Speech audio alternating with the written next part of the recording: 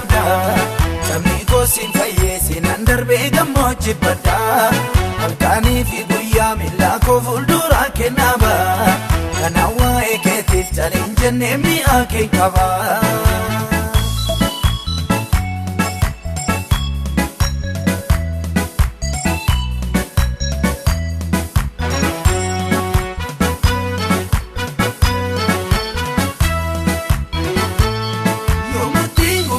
Simane darbata mengufa situ gode Yesus kan kore dukana koima okona minna koswala mena na bachiteta akana la dabat kana sitena gudditeta orma wakabaye gati guddana bira kabda sabni ko sin faye sinan darbe gammoojji badda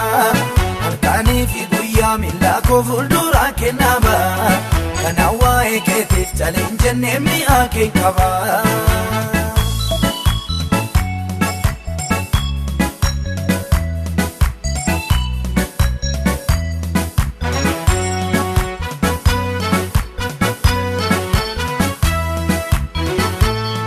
Amala koo beektaana sosoodhaa dhuftee garaa koo mucaa koo naan jettee bareechitee waamta maqaa koo kabbana rakkina gatii guddaana miira qabda yoo rakkadhee boo'eessutu nan dhuffinna qaqqabda olmaa waggaa baay'ee gatii guddaana miira qabda sabni koo siin fayyee nan darbee gammoojji badda halkanii fi guyyaa miila koo fuuldura kennaba kana waa'ee keetiif caliin jennee mi'a kee qaba.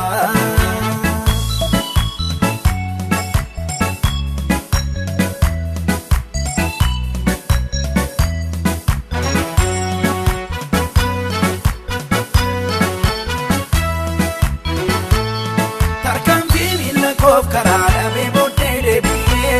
sikabe akka kota babasi asin nagare uno alla Yesus rakena me si jajata fulli kon avive marka karena manna banda olma wagga baye gati guddana mira kabda sabni ko sin fayyee nan darbe gammoojji badda halkanii fi guyyaa miila koo fuuldura kennaba kana waa'ee keetiif caliin jennee mi'a kee qaba.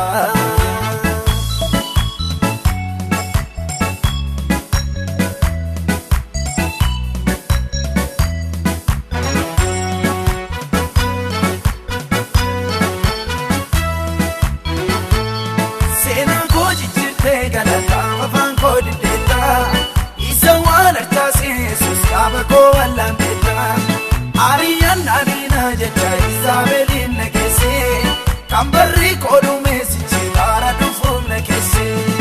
orma waggaa baay'ee gatii guddaana bira qabda sabni koo siin fayyee nan darbee gammoojji badda halkanii fi guyyaa miila koo fuuldura kennaba